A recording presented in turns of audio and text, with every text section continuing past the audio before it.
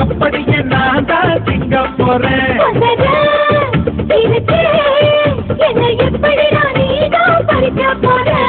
அணிலாக மாறினான் அழகாக சாப்பினான் அங்கங்க உன்னை கடிக்க போறேன்.